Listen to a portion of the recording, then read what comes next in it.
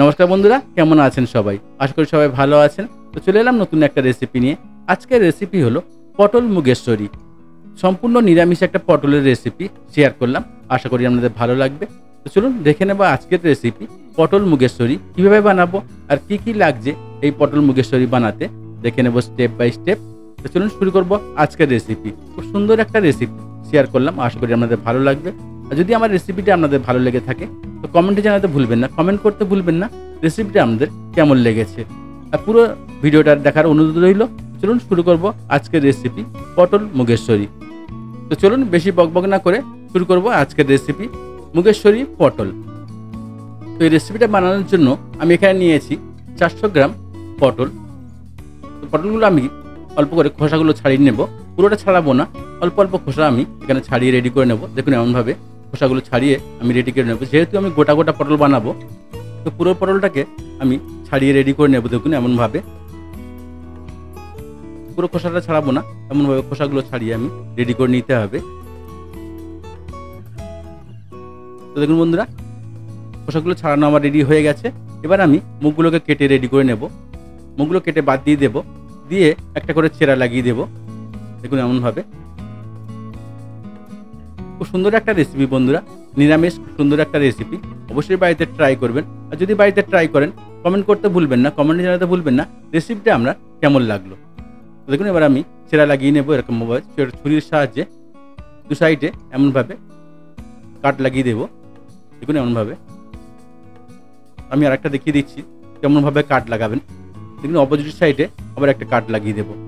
তাহলে কী হবে, মশলাটাও পুরো ঢুকবে আর ফ্রাইও খুব সুন্দর হবে, খেতেও খুব মজা লাগবে।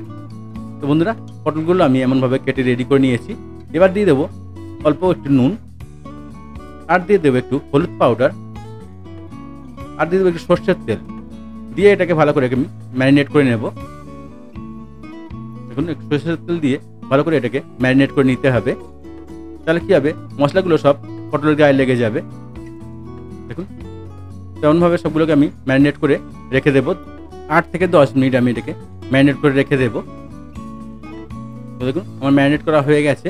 আর এখানে নিয়েছি 100 গ্রাম মুগের ডাল, ছোটো মুগের ডাল 100 গ্রাম নিয়েছি। এবার এই ডালটাকে আমি একটু ফ্রাই করে নেব।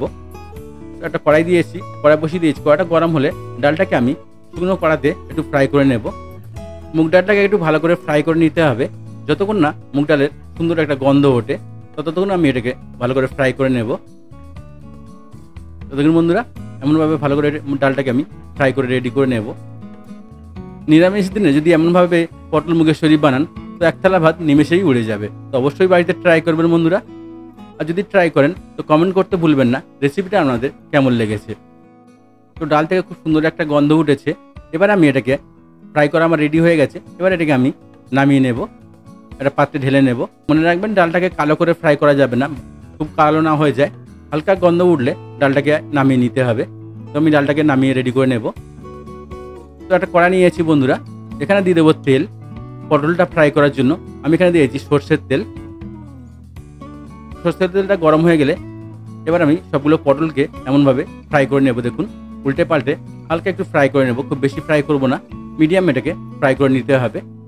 তো পটলটা খুব কালো করে ফ্রাই করব না, হালকা একটু ফ্রাই করে নেব। তো আমি এখানে ফ্রাই করার জন্য সর্ষের তেল নিয়েছি, আপনি চাইলে সাদা তেলও ব্যবহার করতে পারেন। তো যতক্ষণ পটলটা ফ্রাই হচ্ছে আমি একটা মশলা এখানে বানিয়ে নেব। তো মশলাটা বানানোর জন্য আমি এখানে দিয়েছি 1/2 টিস্পুন হলুদ পাউডার, আর দিয়ে দেবো 1/2 টিস্পুন লঙ্কা পাউডার, আর দিয়ে দেবো 1/2 টিস্পুন জিরা পাউডার।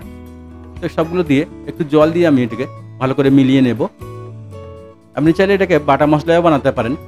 তো আমি এখানে বাটা মশলা গুঁড়ো মশলা নিয়েছি, তাই এটাকে আমি ভালো করে এটাকে জল দিয়ে গুলে রেডি করে নেব মশলাটাকে। তাহলে কী হবে, মশলাটা খুব সুন্দরভাবে ফুলে যাবে আর তরকারিতে টেস্টটা খুব সুন্দর হবে। তো বন্ধুরা, মশলাটা আমার রেডি হয়ে গেছে। তো মশলাটা আমি সাইড করে রেখে দেবো। আর পটলটা এদিকে আমার হাফ ফ্রাই হয়ে গেছে, আর একটু কালার করে আমি পটলটাকে নামিয়ে নেব। দেখুন খুব কালো করব না, হালকা একটু ফ্রাই করে এটাকে নামিয়ে নেব। তো এবার পটলটাকে আমি একটা প্লেটে তুলে নেব। পটলটা আমার ফ্রাই করা রেডি হয়ে গেছে বন্ধুরা। দেখুন খুব কালো হয়নি। এবার এই তেলেতেই দিয়ে দেব গোটা গরম মশলা, দিয়ে দেবো দুটো শুকনো লঙ্কা, তেজপাতা দুখানা এলাচ, আর 2-3টে লবঙ্গ, আর একটু দারচিনি, আর দিয়ে দেবো হাফ টিস্পুন মতো জিরা, গোটা জিরা দিয়ে ভালো করে এটাকে ফ্রাই করে নেব। একটু জিরাটা ভালো করে ফ্রাই হয়ে গেলে তারপর এখানে দিয়ে দেবো আদা। আমি এখানে 1 টেবিল চামচ আদা কুচিয়ে নিয়েছিলাম। তো এটাকে আদাটাকে ভালো করে ফ্রাই করে নেব। দেখুন এমনভাবে ভালো করে একটু ফ্রাই করে নিতে হবে। তো আদাটা একটু ভালো করে ফ্রাই হয়ে গেলে তারপর এখানে দিয়ে দেবো আমি যে মশলাটা আমি রেডি করে রেখেছিলাম, সেই মশলাটাকে এখানে দিয়ে দেবো। দিয়ে আরও কিছুক্ষণ এটাকে ভালো করে ফ্রাই করে নিতে হবে সবগুলো একসঙ্গে। একটু ভালো করে ফ্রাই হয়ে গেলে তারপর এখানে দিয়ে দেবো আমি ডাল। যে ডালটা আমি ফ্রাই করে রেখেছিলাম সেই ডালটাকে এখানে আমি ঢেলে দেবো। একটু জল দিয়ে দেবো মাপ মতো, তো ডালটা সিদ্ধ হতে জল লাগবে, একটু মাপ মতো জল দিয়ে দেবো। খুব বেশি জল এখানে দেওয়া যাবে না, কেন তরকারিটা মাখা মাখা হবে। তো মাপ মতো একটু জল দিয়ে ডালটা বয়েল হওয়ার মতো একটু জল দিয়ে দেবো। তারপরে দিয়ে দেবো এখানে যে ডালটা ফ্রাই করে রেখেছিলাম সেই ডালটাকে ঢেলে দেবো এখানে। দেখুন এমনভাবে খুব সুন্দর একটা রেসিপি বন্ধুরা শেয়ার করলাম, আশা করি আপনাদের ভালো লাগবে। যদি আমার রেসিপিটা আপনাদের ভালো লাগে তো চ্যানেলটাকে লাইক, শেয়ার, সাবস্ক্রাইব করতে ভুলবেন না। আর দিয়ে দিচ্ছি এখানে লবণ স্বাদ মতো। দেখুন ডালটা আমার প্রায় বয়েল হয়ে এসছে। আর দিয়ে দেবো অল্প একটু চিনি। সবগুলো ভালো করে এখানে মিশিয়ে নেব। এমনভাবে ভালো করে একটু মিশিয়ে নিতে হবে। ভালো করে মিশিয়ে নিয়ে তারপর এটাকে আমি ঢাকা দিয়ে আরও কিছুক্ষণ আমি ভালো করে রান্না করে নেব। দেখুন বন্ধুরা ডালটা আমার পুরো রেডি হয়ে গেছে। এবার এখানে আমি দিয়ে দেবো যে পটলগুলো ফ্রাই করে রেখেছিলাম, পটলগুলোকে দিয়ে দেবো। ফার্স্ট দিয়ে দেবো 2টো কাঁচা লঙ্কা, আর দিয়ে দেবো 1খানা টমেটো লম্বা লম্বা করে কেটে রেখেছিলাম, সেই টমেটোটাকে দিয়ে দেবো। তারপর দিয়ে দেবো ফ্রাই করা পটলগুলো। দেখুন এমনভাবে ফ্রাই করা পটলগুলো দিয়ে দেবো। দিয়ে একটু ভালো করে 1-2 মিনিট ভালো করে রান্না করে নিতে হবে, যাতে পটলের ভিতরে মশলাটা ঢোকে। তেমন করে আরও 2-1 মিনিট আমি ভালো করে রান্না করে নেব।